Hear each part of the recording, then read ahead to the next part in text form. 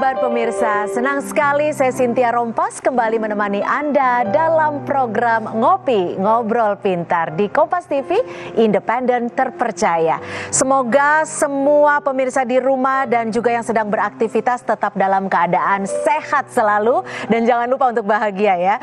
Oke, Ngopi hari ini saya mau bicara sedikit soal hukum bagi negara ini. Tentunya sebagai negara demokrasi kita memerlukan aturan hukum yang tepat bagi perkembangan zaman.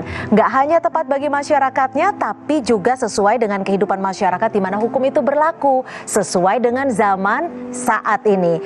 Sejatinya hukum yang berlaku itu kan harus sesuai dengan ideologi bangsa serta sejalan dengan karakteristik bangsa yang merdeka. Bangsa yang merdeka loh ya. Oke, nah kalau kita bicara soal hukum, saya mau ajak pemirsa untuk menyimak artikel yang satu ini. Menko Polhukam Mahfud MD menyebut RUU KUHP akan disahkan Desember 2022. Dengan demikian, diharapkan sebelum masa sidang DPR ini berakhir pada bulan Desember mendatang, kita sudah punya KUHP baru yang menjadi revisi dari KUHP yang sudah berumur 200 tahun lebih. Yang di negara asalnya sudah diganti dan sudah 59 tahun kita bahas, ujar Mahfud dalam keterangan tertulis. Itu tadi yang disampaikan oleh Menko Polhukam Mahfud MD. Dan tentunya dalam episode Ngopi kali ini kita akan bahas soal RUU KUHP hanya di Ngopi. Nah, kalau kita bicara soal kitab undang-undang hukum pidana, ini kan memang warisan dari bangsa Belanda tapi masih berlaku sampai saat ini. Kalau tadi Prof. Mahfud sudah menyebut bahwa ini umurnya udah 200 tahun, apalagi 59 tahun udah dibahas, pingin dirubah tapi belum juga bisa berubah. Langsung saja saya akan mengundang Wakil Menteri Hukum dan HAM, Profesor Dr. Edward Omar Syarif Hiyari. Halo, selamat malam Prof. Edi. Malam Mbak Cynthia. Prof. Edi apa kabar? Sehat Prof? Sehat, Mbak Cynthia sehat? Sehat, terima kasih. Mudah-mudahan kita semua dalam keadaan sehat ya Prof ya. Nah, amin. Saya mau bahas soal RUU KUHP. Ini saya dengar benar nih Desember ini RUU KUHP benar akan disahkan. Insya Allah kalau tidak ada aral melintang akan disahkan dalam paripurna DPR. Artinya sebelum DPR reses nih, Desember ini? Sepertinya begitu. Oke, mudah-mudahan. Tapi gini Prof. Edi, sebenarnya apa sih urgensinya bahwa KUHP ini harus diberlakukan yang baru? Apalagi kan kalau bicara RUU-nya sudah dari tahun 1970 ya, dicanangkan ya? Kalau pertama kali ide itu tahun 1958. Oh, malah tahun 1958. Ya, berarti sudah 64 tahun. Kalau dihitung dari masuk naskah di DPR tahun 1963, berarti sudah 59 tahun. Okay. Dan ini sudah berulang kali dibahas, sehingga kalau tidak salah ada sampai draft yang ke-24 atau draft ke-27 ya. Jadi sudah lama sekali ini dibahas. Kalau pertanyaannya apa urgensi pengesahan RKUHP, ada beberapa Mbak Cynthia. Ya, Prof. Yang pertama, kita membutuhkan kepastian hukum. Mengapa membutuhkan kepastian hukum? Karena yang beredar sejak Indonesia merdeka 77 tahun yang lalu sampai saat ini lebih dari satu terjemahan KUHP. Sementara antara satu terjemahan dengan terjemahan yang lain itu ada yang berbeda. Maka pertanyaannya, siapa yang bisa memastikan terjemahan yang benar yang mana? Nah, ini satu soal kepastian hukum. Yang kedua Mbak Cynthia, bahwa KUHP yang kita pakai ini kan dibuat di negeri Belanda tahun 1800. Ya. Yang mana waktu itu hukum pidana berorientasi pada kepentingan individu. Aliran klasik itu mengutamakan kepentingan individu. Ya. Padahal sekarang telah terjadi perkembangan zaman bahwa orientasi hukum pidana itu tidak lagi kepentingan individu, tetapi landasan filosofis hukum pidana itu adalah untuk melindungi kepentingan individu, kepentingan masyarakat, dan kepentingan negara. Yang ketiga, KUHP yang ada itu sudah out of date. ya, bisa dibayangkan 222 tahun yang lalu disusun. Sementara sekarang ini ada perubahan paradigma hukum pidana yang tidak lagi berorientasi pada keadilan retributif, yang mana menggunakan hukum pidana sebagai sarana balas dendam atau lex talionis, tetapi berorientasi pada paradigma hukum pidana modern, yaitu keadilan korektif, keadilan rehabilitatif, dan keadilan restoratif. Yang keempat, dengan KUHP yang baru ini, masalah-masalah yang timbul ini bisa diselesaikan. Sebagai contoh, persoalan overcrowding. Ini bisa diselesaikan dengan KUHP yang baru. Mengapa saya katakan bisa diselesaikan dengan KUHP yang baru? Meskipun pidana penjara itu masih merupakan pidana pokok, tapi dia bukan lagi yang utama, Mbak Cynthia. Pidana pokok itu akan dijatuhkan paling akhir apabila sudah tidak ada alternatif lainnya. Karena itu ada banyak keunggulan dalam KUHP baru ini yang kemudian membuat mengapa dia sangat urgen untuk disahkan. Demikian, Mbak Cynthia. Jadi setidaknya ada 4 urgensi yang memang bisa dibilang sudah cukup mendesak. Tapi kalau bisa digambarkan secara garis besar, apa sebenarnya perubahan-perubahan yang paling signifikan dari RUU KUHP atau KUHP yang lama ini terhadap KUHP yang baru yang nanti akan disahkan? Perubahan itu total terlihat di dalam buku 1 ya. Ini di dalam buku 1 itu, KUHP baru ini tidak hanya berorientasi pada kepastian hukum, tetapi juga pada kemanfaatan dan keadilan. Lalu kemudian ada pedoman pemidanaan, atau dalam teori kita sebut dengan istilah standard of sentencing. Di satu sisi hakim diberi kebebasan, tetapi ada yang membatasi, yaitu parameter pemidanaan atau standar pemidanaan. Artinya, untuk menjatuhkan pidana kepada seseorang itu ada ukurannya, ada standarnya, ada parameter. Mengapa seseorang dijatuhi pidana penjara sekian tahun, atau mengapa dia dijatuhi pidana denda sekian rupiah. Yang ketiga, ada modifikasi alternatif pidana.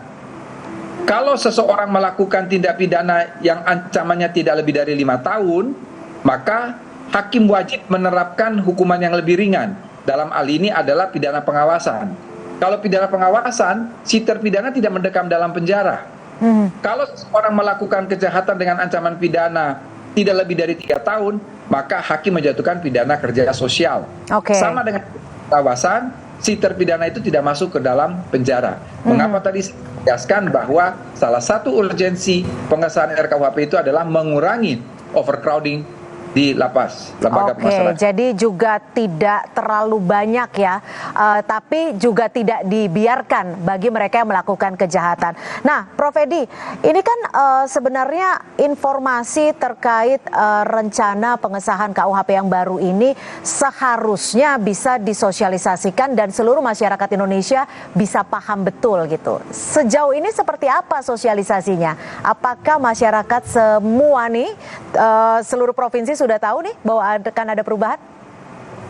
Mbak Cynthia, pada saat KUHP itu ditarik oleh Presiden pada bulan September 2019, itu sembari melakukan perbaikan-perbaikan, kami melakukan sosialisasi di 12 kota pada tahun 2021. Kemudian pada tahun 2022, setelah naskah diserahkan ke DPR pada tanggal 6 Juli 2022, pemerintah gencar melakukan dialog publik.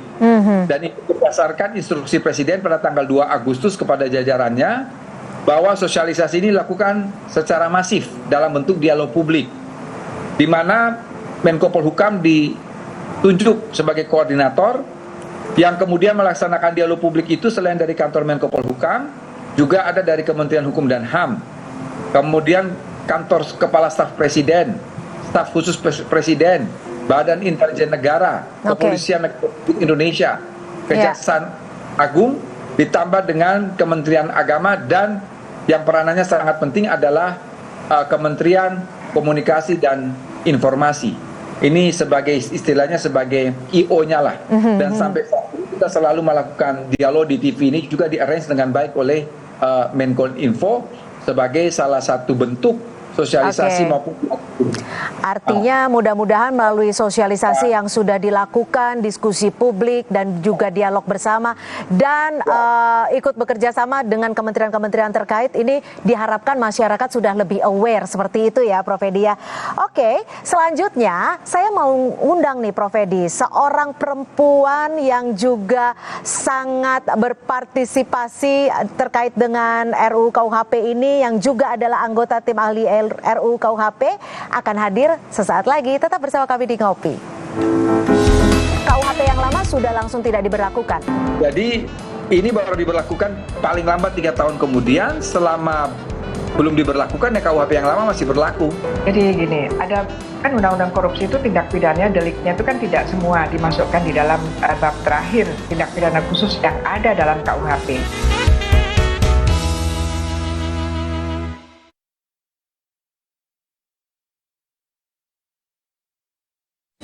FreshCare dipercaya masyarakat Indonesia. Panasnya nyaman.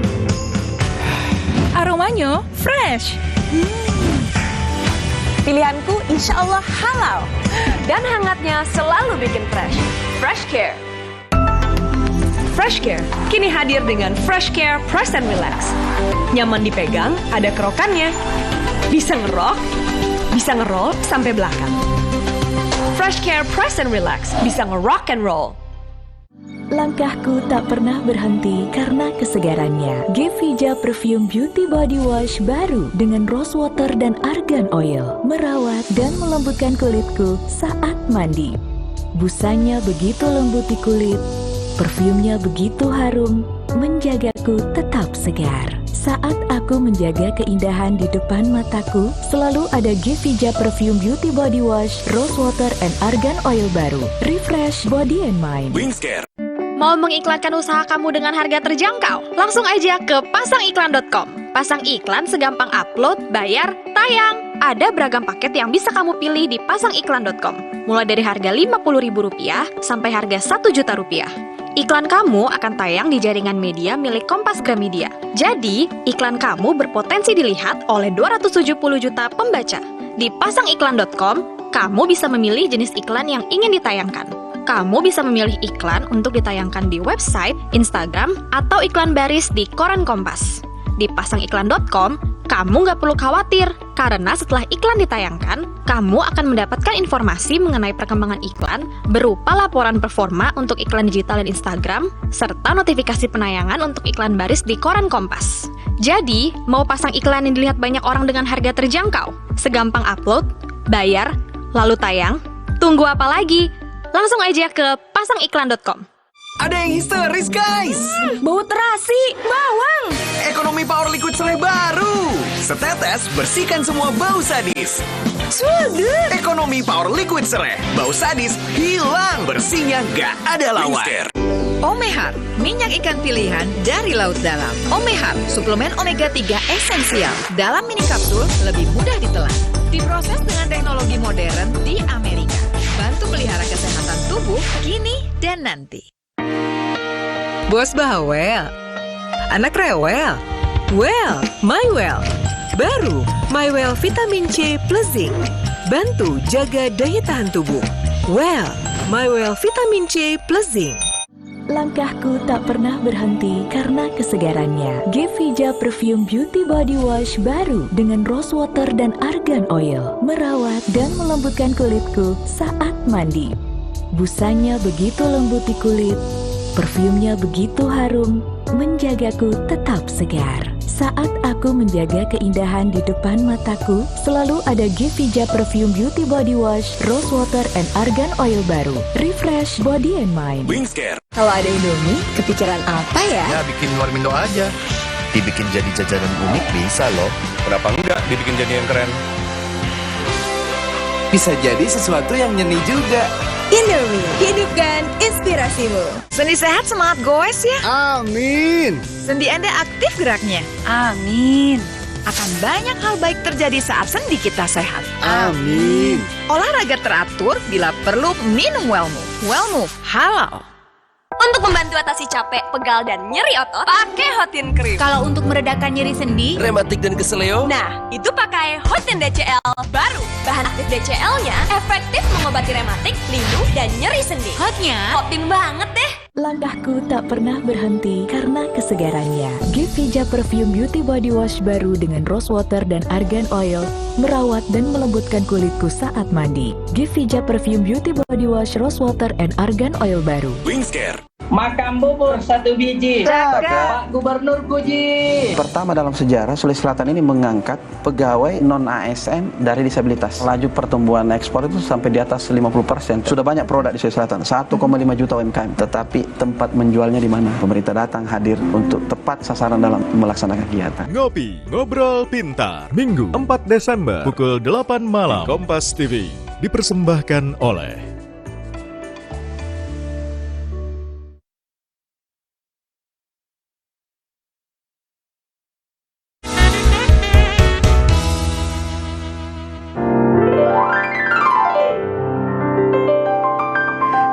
Anda masih bersama kami di Ngopi dan kita masih membahas terkait rencana pengesahan KUHP yang baru yang rencananya akan disahkan pada Desember 2022. Masih bersama dengan Prof. Edi Hiarie, Wakil Menteri Hukum dan HAM. Prof. Edi tadi sudah menyampaikan bahwa urgensinya sudah jelas, ada poin besar, ada 4 setidaknya. Ditambah lagi sosialisasi sudah dilakukan termasuk bekerjasama dengan setiap kementerian terkait agar masyarakat sudah paham betul. Nah, Prof. Edi, selain sosialisasi dan setiap persiapan yang sudah dilakukan, sebenarnya siapa saja sih yang terlibat dalam dialog publik RUU KUHP ini, Prof. Edi? Jadi setiap dialog publik yang kita lakukan itu berbagai stakeholder. Jadi ada mahasiswa, ada teman-teman LSM, ada organisasi masyarakat, ada teman-teman aparat penegak hukum termasuk hakim, jaksa, dan advokat.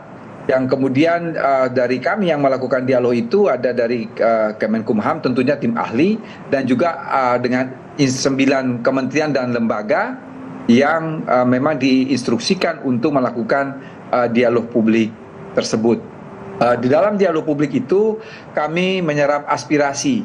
Saya ingin menyampaikan juga kepada Mbak Cynthia bahwa pada tanggal 9 November ketika kita menyerahkan draft ke DPR ada 69 item dan setiap item itu diberi keterangan usulan dari mana.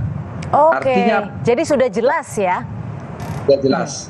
Kita ingin memastikan bahwa dialog publik itu sangat bermakna dan usulan itu tidak dianggap angin lalu. Sehingga memang kami menulis di keterangan dari ada perubahan ini siapa yang mengusulkan.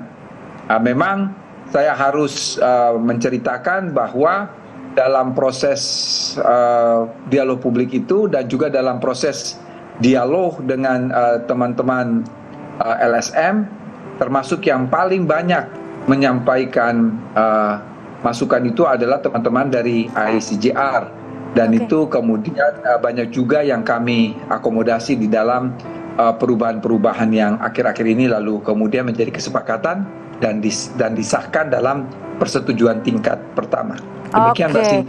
Jadi memang menyerap setiap aspirasi dari setiap elemen masyarakat, tidak hanya mahasiswa, tapi juga LSM dan ternyata ada 69 usulan itu ya Prof. Edi. Untuk itu saya coba mengundang salah satu tim ahli RUU KUHP, Ibu Yenti Garnasih yang juga bergabung melalui sambungan Zoom. Halo Bu Yenti. Selamat malam. Apa kabar Bu Yenti? Sehat ya Bu? Baik, alhamdulillah sehat Pak Wamen, Mbak Cynthia. Halo Bu. Kalau ketemu Bu Yenti ini selalu menyegarkan gitu ya. Tapi lagi sibuk banget ya Bu Yenti pastinya ya. Oke, Bu Yenti sebelum saya mau tanya beberapa nih, karena Bu Yenti adalah salah satu tim ahli dari RUU KUHP, saya mau coba baca salah satu artikel. Ini untuk diketahui WVSNI merupakan turunan dari Wetboek van Strafrecht yang telah diberlakukan di Belanda sejak 1886. WVSNI ini diberlakukan di Indonesia sejak tahun 1918. Saat itu, Indonesia yang dijajah Belanda masih bernama Hindia Belanda. Oleh karena itu, sebagai bangsa yang merdeka, pihak yang pro dengan RKUHP menganggap sudah seharusnya Indonesia memiliki induk peraturan hukum pidana yang dibuat sendiri. Sementara para pihak yang kontra menilai terdapat sejumlah pasal karet dalam RKUHP. Pasal-pasal ini berpotensi menimbulkan persoalan di kemudian hari. Nah, Bu Yenti, jadi sebenarnya meski sebelumnya ada pro dan kontra, karena kita tahu bahwa bicara soal hukum kita juga harus berjalan beriringan dengan perkembangan zaman. Sebagai bangsa yang merdeka, sejatinya kita juga punya peraturan sendiri sebagai agar ada independensi gitu ya. Kita nggak mau juga dong memakai aturan yang sudah dipakai saat zaman kolonial. Bu Yenti, kalau menurut Anda, ini ada golongan yang tidak setuju, ada yang setuju. Adalah sebuah kekurangtahuan, ketidaktahuan, atau seperti apa, Bu Yenti? Iya, memang seperti itu ya latar belakang kenapa kita harus mempunyai undang-undang KUHP kita sendiri, karena memang kita sudah merdeka dengan undang-undang tahun 1946, kemudian kita adopsi saja, artinya kita terjemahkan langsung, kita sadur saja, dan kemudian diberlakukan sampai sekarang. Tentu sudah tidak sesuai lagi dengan kondisi atau dari sudut politik ya, kita sudah berdaulat lama gitu ya, kenapa kita tidak punya. Kemudian kan ada 3 hal, dari filosofi sosiologis juga tidak cocok dengan kondisi Indonesia, bangsa Indonesia sendiri, maka dikatakan saya mengikuti Pak Wamen ya, bahwa ini adalah filosofisnya Indonesia, way of life-nya Indonesia, kita ada Pancasila, dan semua latar belakang yang menjadi living law Indonesia itu menjadi latar belakang ini. Dan kemudian alasan praktis tadi yang disampaikan oleh Pak Wamen bahwa selama ini KUHP itu tidak punya terjemahan resmi, sehingga beberapa KUHP itu ada terjemahannya masing-masing, dan kemudian ada juga penafsiran yang beda, sehingga yang mempersulit, sehingga tujuan praktisnya adalah kalau ini buatan Indonesia sendiri, kita harapkan sudah jelas di dalam KUHP seperti ini, meskipun nanti dalam penerapannya juga diperlukan penafsiran lain, tidak apa-apa, karena memang KUHP mempunyai 12 penafsiran, itu biasa di mana-mana juga secara teori seperti itu. Ditolong nanti ahli-ahli itu kan juga tidak asal berbicara, ada beberapa penafsiran, misalnya nanti pembicaraan yang disampaikan oleh Prof. Edi tadi bahwa ada tercatat sejarah pembuatannya, dan ini kenapa begini, itu kan nanti menjadi penafsiran otentiknya. Dulu otentiknya tim perumus atau pembuat undang-undang ini menginginkan pasal ini diartikan dimaksudkan untuk ini. Nanti kan ada seperti itu, tapi satu gitu kan, tidak. Iya. Oke. Nah, Bu Yenti, kalau mengenai tindak pidana korupsi nih, ancaman dan dendanya di sejumlah pasal berbeda dengan Undang-Undang Tipikor. Nah, mana yang nantinya akan dipergunakan, Bu Yenti? Jadi gini, ada kan undang-undang korupsi itu tindak pidananya, deliknya itu kan tidak semua dimasukkan di dalam bab terakhir tindak pidana khusus yang ada dalam KUHP. Jadi yang diberlakukan yang di dalam KUHP tentu yang di dalam KUHP, karena pasal yang ada dalam KUHP terkait dengan tindak pidana korupsi yang di sana dicabut. Tetapi yang lain tetap menggunakan undang-undang tindak pidana korupsi yang ada di dalam undang-undang tindak pidana korupsi sekarang. Apalagi berkaitan dengan hukum acaranya, pasti kita menggunakan undang-undang tindak pidana korupsi ini yang sekarang berlaku. Hanya pasalnya disebutkan sebagai core crimes-nya aja, itu yang ada di dalam KUHP. Oke. Iya, Prof. Edi, ini kan sosialisasinya sudah, mudah-mudahan memang bisa disahkannya Desember ini. Kalau sudah disahkan, nanti apakah KUHP yang baru ini langsung diberlakukan atau seperti apa, Prof. Edi? Ya, ada dalam ketentuan peralihan itu ada jangka waktu 3 tahun ya. Jangka waktu 3 tahun pemberlakuan KUHP ini tidak lain dan tidak bukan dimaksudkan satu untuk kita membuat aturan-aturan turunan dari KUHP itu, dan yang kedua yang sangat penting sebenarnya kita melakukan sosialisasi teristimewa kepada aparat penegak hukum juga kepada masyarakat. Supaya apa? Supaya tidak ada perbedaan standar, supaya tidak ada multi interpretasi terhadap pasal-pasal yang terdapat di dalam KUHP tersebut.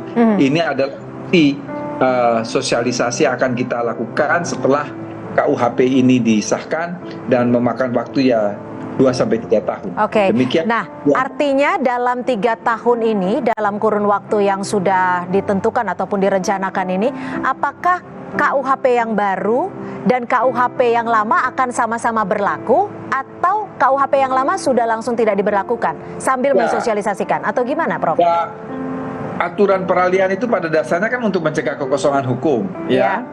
Jadi ini baru diberlakukan paling lambat 3 tahun kemudian. Selama belum diberlakukan ya KUHP yang lama masih berlaku. Oke, sambil mensosialisasikan gitu ya. Ya. Oke, saya akan kembali ke Bu Yenti. Bu Yenti, pasal tentang tindak pidana lingkungan hidup, ini ada pasal 344 dan 345, ditarik dari RUU KUHP. Padahal pembalakan hutan ini masih sering terjadi di Indonesia. Kenapa Bu ditarik? Atau ada pasal penggantinya yang lebih tepat atau seperti apa Bu Yenti? Untuk tindak pidana lingkungan hidup, karena masukan-masukan yang terus-terus itu ya, sampai pada akhirnya itu kita drop, tidak dimasukkan lagi dalam KUHP karena memang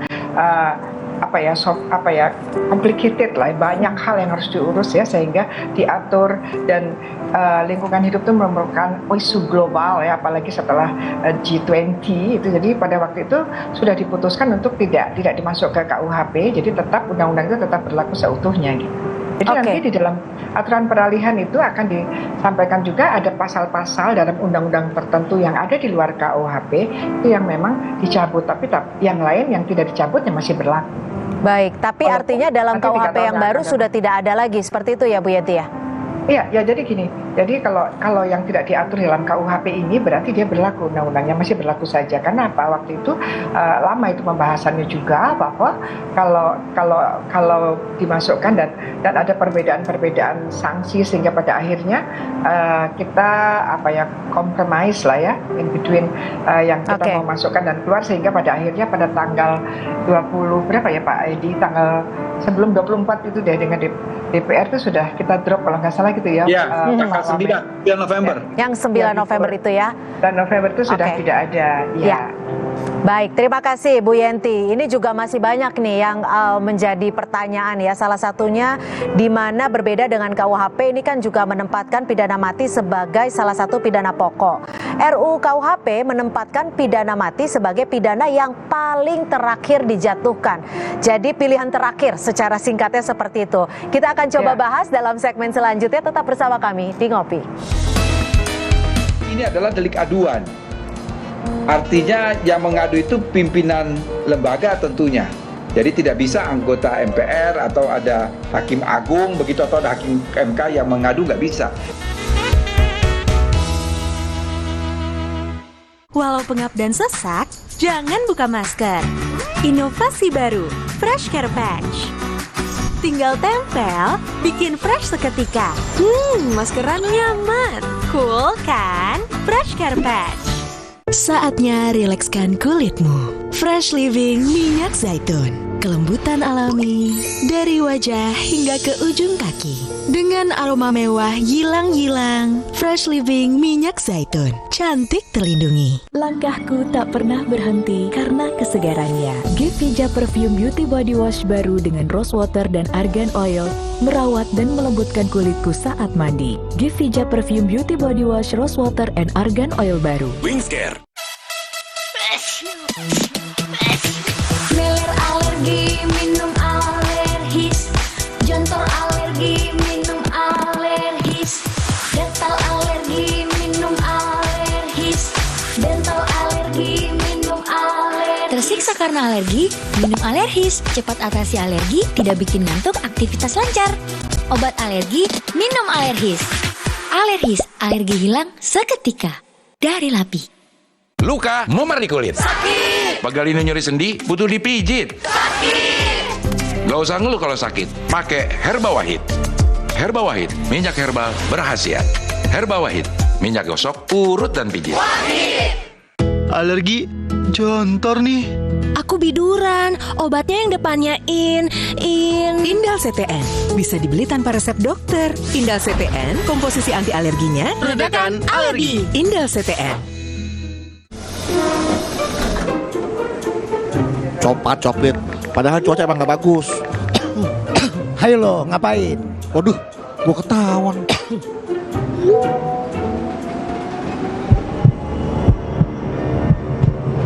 Bedu, ternyata lo ya netizen budiman. Kita itu harus tetap menjaga prokes dan segera vaksin booster. Jangan dianggap enteng dong. Mari kita tetap jaga prokes dan lengkapi dosis vaksin dengan booster. Omehar, minyak ikan pilihan dari laut dalam. Omehar, suplemen omega 3 esensial. Dalam mini kapsul, lebih mudah ditelan. Diproses dengan teknologi modern di Amerika. Bantu pelihara kesehatan tubuh kini dan nanti. Bos bawel, anak rewel. Well, my well. Baru, my well vitamin C plus zinc. Bantu jaga daya tahan tubuh. Well, my well vitamin C plus zinc. Langkahku tak pernah berhenti karena kesegarannya. Gevija Perfume Beauty Body Wash baru dengan rose water dan argan oil merawat dan melembutkan kulitku saat mandi. Gevija Perfume Beauty Body Wash Rose Water and Argan Oil baru. Wingscare. Fresh Care dipercaya masyarakat Indonesia. Panasnya nyaman. Aromanya fresh. Pilihanku insya Allah halal. Dan hangatnya selalu bikin fresh. Fresh Care. Fresh Care kini hadir dengan Fresh Care Press and Relax. Nyaman dipegang, ada kerokannya. Bisa ngerok, bisa ngerol sampai belakang. Fresh Care Press and Relax bisa ngerock and roll. Kokom, pergi kamu. Tunggu apa lagi? Kat, Kokom. Aduh, pinggang dan lututku sakit. Awas, radang sendi tuh. Jangan dibiarin. Nih, minum Osteocom. Kok beda? Biasanya yang itu. Sekarang saya minum Osteocom karena terbukti cepat atasi kaku dan nyeri sendi. Jangan beli yang lain. Osteocom dengan MSM cepat atasi nyeri sendi. Habis minum Osteocom, pinggang dan lututku sudah sembuh nih. Mantap! Osteocom cepat atasi kaku dan nyeri sendi. Kemasan baru lebih ekonomis dari Lapi.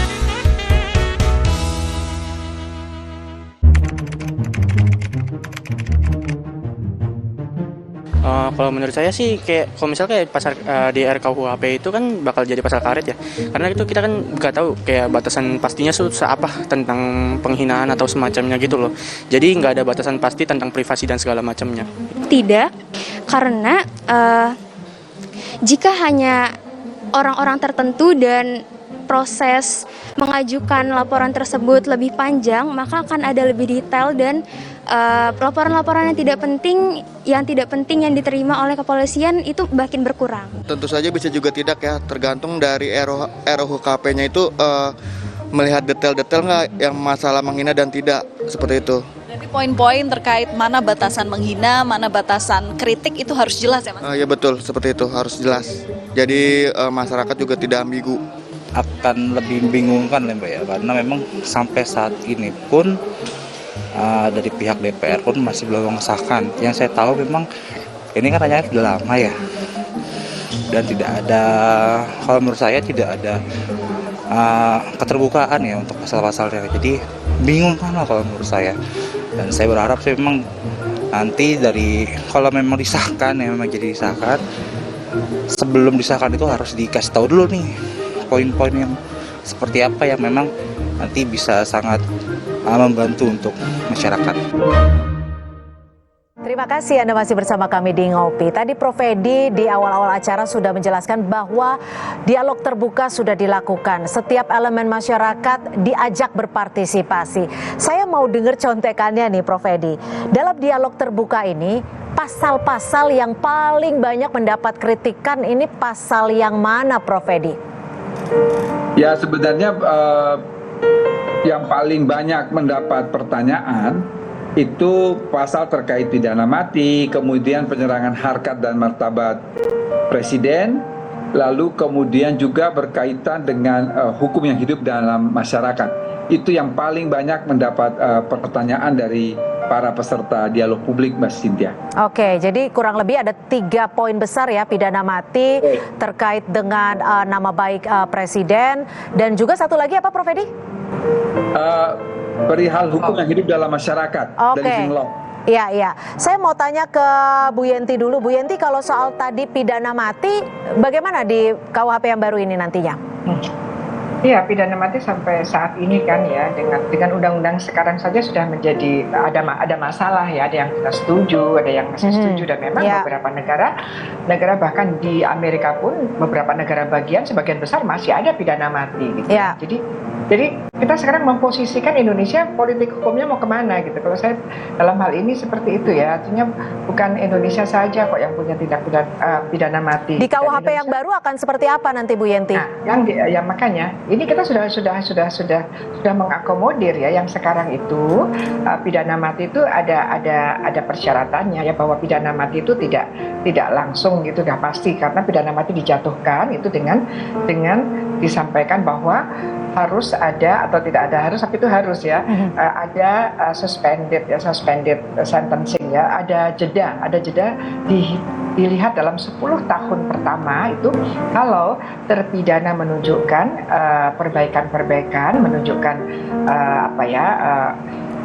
tobat lah gitu ya, menunjukkan itu kan biasa untuk dinilai oleh direktorat. Artinya bisa diampuni dan tidak jadi gitu ya? Maka dialihkan ya, bisa dialihkan, bukan diampuni ya, dialihkan bukan dipidana mati, tapi apakah nanti dipidana seumur hidup ataukah pidana sementara yang maksimum 20 tahun gitu. Jadi kita melihat mempunyai hal ini sesuatu yang baru ya. Terlepas juga kalau kita menyampaikan seperti ini bukan berarti hanya Indonesia loh yang punya pidana mati, masih banyak beberapa negara, sekitar 57 negara masih mempunyai ketentuan pidana matinya. Gitu. Baik, terima kasih Bu Yenti. Jadi memang pidana mati di KUHP yang baru ini nanti akan menjadi pilihan terakhir, di mana nanti terpidana jika ada perubahan hidup menjadi yang lebih baik, dan ini pastinya dengan dasar-dasar yang sudah ditetapkan ya Bu Yenti ya.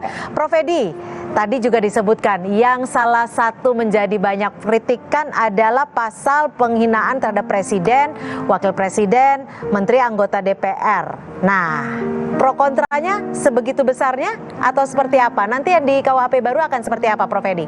Ya, jadi Mbak Cynthia, pertama saya harus memberitahukan kalau kita melihat pada draft tanggal 24, itu penghinaan itu ada kepada Presiden dan Wakil Presiden. Kemudian ada penghinaan terhadap pemerintah, ada penghinaan terhadap kekuasaan umum, dan juga terhadap pejabat negara. Kesepakatan pada tanggal 24 November ini hanya tinggal 2. Artinya yang 2 lagi dihapus ya. Yaitu yang masih tetap ada adalah menyangkut penyerangan harkat dan martabat Presiden. Dan yang kedua adalah penghinaan terhadap pemerintah. Ini sudah dibatasi. Pemerintah dan lembaga negara itu, pemerintah dalam hal ini adalah lembaga kepresidenan, sementara lembaga itu adalah lembaga legislatif, MPR, DPR, dan DPD, dan lembaga yudikatif. Dalam hal ini adalah Mahkamah Agung dan Mahkamah Konstitusi. Jadi sudah amat sangat dibatasi. Jadi hanya kedua, 2 kelompok besar gitu ya. Artinya satu presiden, satu lagi kelompok besar, seperti itu ya, Prof Edi ya? Nah, legislatif dan yudikatif, tapi sudah dibatasi siapa-siapa saja. Kemudian yang kedua yang harus dipahami ini adalah delik aduan. Artinya yang mengadu itu pimpinan lembaga tentunya. Jadi tidak bisa anggota MPR atau ada hakim agung begitu, atau ada hakim MK yang mengadu, nggak bisa. Yang mengadu harus ketuanya, pimpinannya. Kemudian yang ketiga, bahwa pasal-pasal seperti ini sama sekali tidak dimaksudkan untuk merintangi demokrasi, merintangi kebebasan berekspresi, kebebasan berbicara.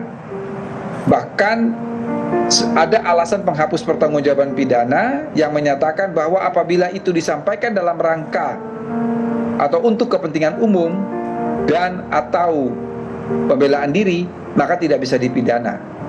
Apa yang dimaksudkan dengan kepentingan umum itu adalah kritik terhadap presiden atau wakil presiden, atau kritik terhadap suatu institusi negara. Dan dijelaskan di situ bahwa kritik dalam negara yang demokratis sangat penting sebagai suatu wujud kontrol sosial. Bahkan di situ dikatakan bahwa salah satu wujud kritik itu adalah unjuk rasa. Artinya apa? Tidak akan ada lagi interpretasi lain selain apa yang tertulis di dalam batang tubuh maupun penjelasannya, Mbak Cynthia. Oke, jadi sebenarnya cukup lengkap ya aturan soal ini ya, sudah dikerucutkan tapi cukup lengkap, cukup detail tanpa membatasi demokrasi negara ini.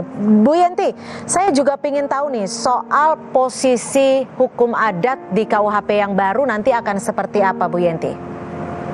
Ya, kan yang tadi disampaikan oleh Pak Wamen bahwa yang pasti ditanyakan di dalam sosialisasi itu adalah berkaitan dengan living law ya, living law yang memberikan, jadi KUHP ini memberikan ruang lebih kepada hukum-hukum yang hidup dalam masyarakat, itu sebagai ide dasarnya ya. Dan kemudian pada akhirnya tanggal 24 itu disepakatinya adalah bahwa itu adalah nanti diatur dalam PP dan kemudian diatur dalam Perda. Hukum yang hidup dalam masyarakat, hukum yang hidup dalam masyarakat yang berkaitan dengan delik adat ya, bukan yang lain ya.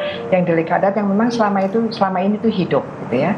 Nah, itu nanti yang selama ini kan cantolannya di Undang-Undang 1 Darurat 51 pasal 3. Itu ada beberapa kriteria bahwa itu harus memang tidak ada padanannya dalam KUHP, dan kemudian juga pidana yang jatuhkan tidak boleh lebih setara dengan kurungan 3 bulan yang sekarang menjadi pidana denda. Kemudian ada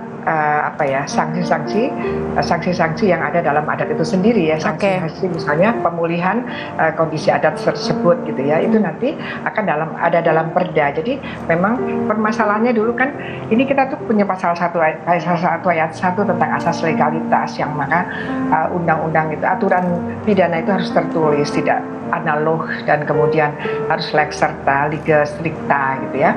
Tapi ini kemudian kok ada undang-undang hukum yang hidup dalam masyarakat yang dalam pandangan pembahasan waktu itu kan itu hukum itu tidak tertulis, tidak tahu kenapa dimasukkan, bagaimana asas legalitasnya. Kemudian sudah dalam perjalanannya bertahun-tahun bahkan kita bahas itu bahwa pada akhirnya meskipun harus dipahami bukan berarti ingin menghidupkan pengadilan adat. Baik. Saya sampaikan, iya. Jadi sudah sangat jelas kok. Dan tidak menghidup-hidupkan ya, yang sebenarnya sudah lama tidak menjadi apa yang diinginkan masyarakat adat, karena ada tempat seperti ini kemudian dihidupkan juga tidak gitu. Karena hampir semua itu kan sudah ada dalam KUHP dan sudah sesuai dengan yang disampaikan Prof. Edi tadi, bahwa KUHP itu bukan yang dulu tuh hanya untuk melindungi kepentingan individu, sekarang juga masyarakat dan negara. Ya. Nah, ini kan sudah tertampung di situ ya sudah gitu. Jadi seperti itu pada akhirnya komprominya di akhirnya bahwa itu nanti dalam PP dan kemudian turun kepada Perda. Yang terakhir kalau nggak salah gitu ya Prof. Edi, tanggal 24, karena saya memantaunya dari Rakornas Mahupikik, saya di Malang. Baik. Ya, itu jadi sudah diakomodir semuanya, bisa dikatakan seperti itu ya Bu Yenti ya. Tapi yang menarik juga ini kan rencana atau RUU KUHP ini sudah lama bergulir. Harapannya memang bisa ditetapkan ataupun disahkan akhir tahun ini. Tapi bagaimana nanti mengakomodir masyarakat yang menilai belum puas dengan pasal-pasal yang ada sekarang? Kira-kira apa yang akan dilakukan tim perumus ataupun Kemenkumham seperti itu? Nanti kita akan bahas di segmen selanjutnya. Tetap bersama kami di Ngopi. Hukum pajang ke bawah itu sudah diantisipasi di buku 1 gitu, tapi kok ditolak semua? Ini kan juga hal yang harus diluruskan gitu ya. Ini tadi Prof. Edi menyampaikan bahwa memberitahu, artinya bukan meminta izin ya Prof ya? Bukan. Bukan. Inovasi baru dari Hotin. Hotin Go. Oles, go. Roll on, go. Pijat, go. Nggak sentuh langsung, nggak bikin tangan panas. Hotin Go. Hotnya in, langsung go. Hotin Go dilengkapi aplikator roll on dan pijat. Hentak agar krimnya turun. Oles, go. Roll on, go. Pijat, go. Nggak sentuh langsung, nggak bikin tangan panas. Aku pilih Morinaga karena triple bifidusnya bantu jaga daya tahan tubuh dan dukung proses belajarnya serta optimalkan tumbuh kembangnya. Karena waktu tak bisa kembali. Morinaga. Hai, tahukah Anda? Cuma Entrasol yang tinggi serat dan mengandung ekstrak buah zaitun. Bantu jaga kesehatan jantungku. Rendah laktosanya bikin nyaman di perutku. Entrasol. Langkahku tak pernah berhenti karena kesegarannya. Gevija Perfume Beauty Body Wash baru dengan rose water dan argan oil merawat dan melembutkan kulitku saat mandi. Busanya begitu lembut di kulit, perfumnya begitu harum, menjagaku tetap segar. Saat aku menjaga keindahan di depan mataku, selalu ada Gevija Perfume Beauty Body Wash, rose water and argan oil baru. Refresh body and mind. Wingscare. Sapiku yang sakit bisa beneran diobatin nggak ya? Jangan percaya, sapinya dijual ke saya aja.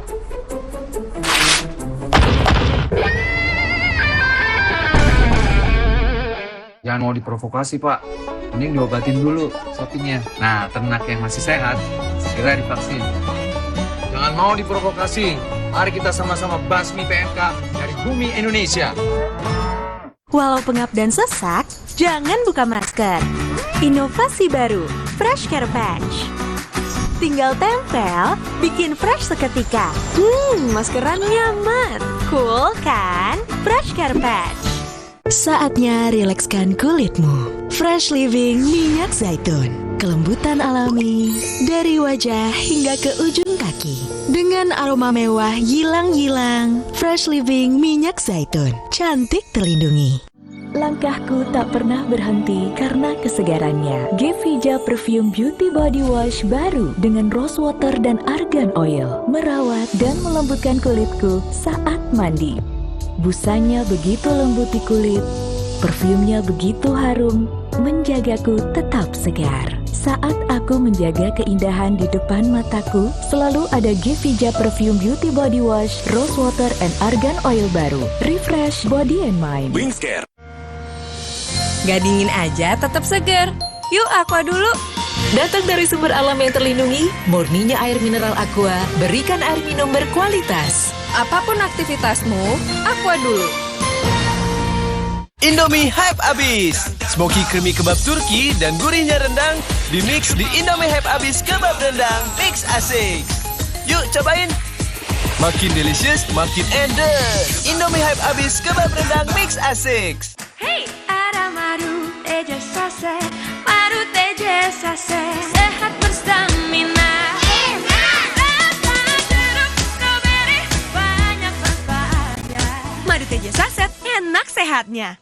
Bahaya kurang vitamin D. Onde-mande vitamin D. Berjemur aja, cukup nggak ya? Minum MyWell Vitamin D 1000 IU. Penuhi kebutuhan vitamin D, jaga imun well everyday. MyWell Vitamin D 100% well everyday. Langkahku tak pernah berhenti karena kesegarannya. Gevija Perfume Beauty Body Wash baru dengan rose water dan argan oil merawat dan melembutkan kulitku saat mandi. Gevija Perfume Beauty Body Wash, rose water and argan oil baru. Wingscare.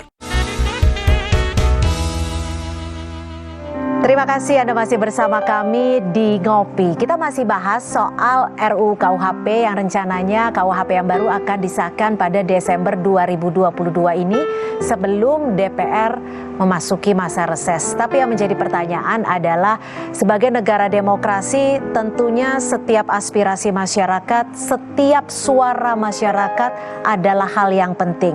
Apakah ada jaminan dalam KUHP yang baru bahwa setiap masyarakat tetap bisa melakukan mengeluarkan suaranya, aspirasinya dalam aksi demonstrasi ataupun unjuk rasa? Saya akan ke Prof. Edi. Prof. Edi, ada jaminan terkait dengan pasal 256 ini agar tidak membatasi aspirasi masyarakat dan juga tidak membatasi masyarakat dalam mengeluarkan pendapat? Tidak membatasi. Mengapa saya katakan tidak membatasi? Yang ingin melakukan pawai, ingin berdemonstrasi, ingin melakukan unjuk rasa, dia cukup memberitahu, sekali lagi memberitahu. Tujuan memberitahu ini sama sekali tidak ada kaitannya dengan persoalan kebebasan berekspresi, kebebasan berpendapat, atau kebebasan untuk demonstrasi, unjuk rasa maupun pawai. Tujuan pemberitahuan ini tidak lain dan tidak bukan adalah dalam rangka ketertiban umum.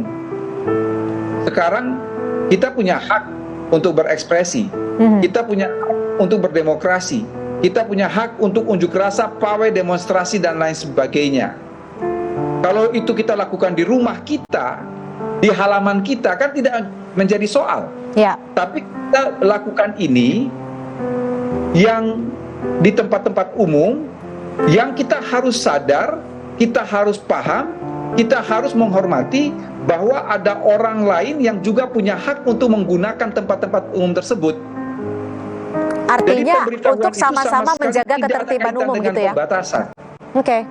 Pemberitahuan itu agar polisi bisa mengatur lalu lintas, polisi bisa melakukan pengalihan jalan, sehingga yang lain yang ingin menggunakan haknya untuk berlalu lintas juga tidak diganggu oleh teman-teman yang melakukan pawai, unjuk rasa, atau demonstrasi. Demikian pula teman-teman yang melakukan demonstrasi, pawai, atau unjuk rasa tidak akan diganggu oleh pengguna-pengguna jalan lainnya. Itu maksudnya seperti itu, Mbak. Jadi memberitahu, saya sepakat, karena setiap masyarakat tentunya memiliki hak yang sama di dalam menjaga ketertiban umum. Ini tadi Prof. Edi menyampaikan bahwa memberitahu, artinya bukan meminta izin ya Prof ya? Bukan. Jadi hanya cukup memberitahu bisa melakukan. Dua hal yang berbeda antara pemberitahuan dan izin. Betul. Artinya ketika ingin melakukan unjuk rasa ataupun menyampaikan aspirasinya hanya perlu memberitahu. Udah pasti diizinkan gitu ya Prof ya? Tidak ada persoalan izin. Oke. Ya. Baik. Jadi titik tekannya itu bukan pada soal demonstrasi, unjuk rasa, atau apa, tapi pemberitahuannya itu. Supaya apa? Tujuan apa pasal itu? Menjaga ketertiban umum. Oke. Karena setiap masyarakat mempunyai hak yang sama. Lagi-lagi harus dijaga haknya seluruh anggota masyarakat. Terima kasih Prof. Edi. Saya akan ke Bu Yenti. Bu Yenti, ini kan pasal-pasal di KUHP yang baru dalam perumusannya tentu menimbulkan pro dan kontra. Diharapkannya memang bisa disahkan Desember ini. Itu yang diharapkan oleh tim perumus.